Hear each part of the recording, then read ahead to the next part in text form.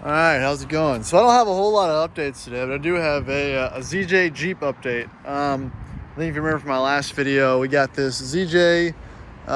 It's a 94 Grand Cherokee. And there were some, small type of easily ramified or remedied issues with it. And I was able to find some parts and pieces, and we were able to sort out the majority of the issues fairly simply. I think the first one was we didn't have driving lights. I did a lot of research on this. The driving lights were related to a fuse issue with, I think, the number 8 and the number 4 fuse. Let's go here. So number 12, you can see there. All right, number 12 and number 8. Number 12 fuse I replaced. It was blown out. That got the rear running lights going. But then we still had some other issues. So the number 8 fuse, which I have out right now, which I'm still tracking down the cause of the issue, was preventing the radio and the dash lights from turning on when the headlights were turned on. So that worked great. Everything was functional. The radio worked. I did get a new radio, but I don't really need it anymore, seeing how that was the fix.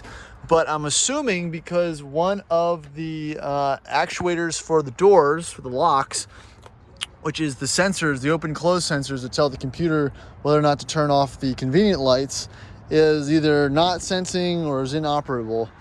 And I'm assuming it's the one in the tailgate, seeing how it's not a very good, doesn't have a great feel when you close it. So I'm going to assume that it's that switch there. So if I replace that, the convenient lights will probably turn off properly once the doors are closed and locked. So right now I have that fuse removed. A lot of guys online had a lot of issues with fuses, so I just went and checked everything just as kind of baseline the truck. What else did I do?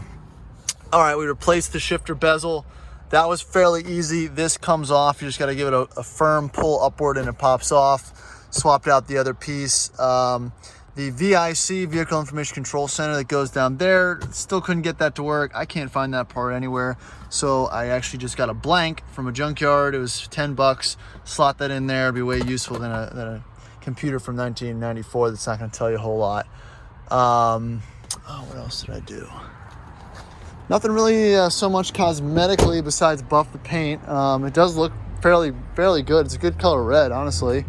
There's a couple little bumps and blemishes here, a little bit of glue from where the previous owner had glued the mirror back on, but I got a whole new mirror assembly. It's not going to work with the current male to female adapter, but I can probably swap that out to fix it. But other than that, everything is okay.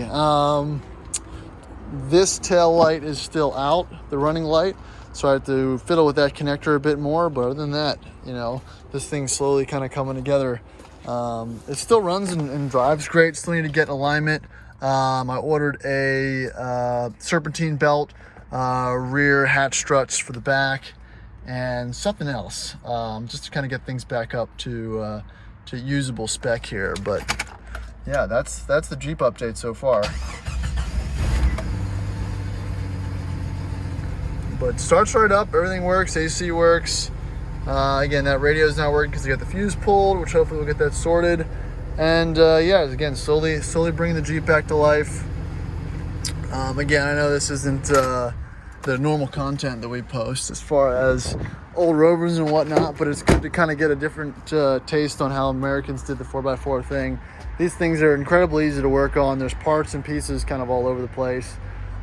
So yeah, no real major complaints with the Jeep so far. Everything's been pretty much information I can find online. It did take a lot of Googling to figure out what was going on with the fuses and what circuit went to which, but again, it just takes a little bit of effort, and you should be able to figure out any of the issues with these trucks.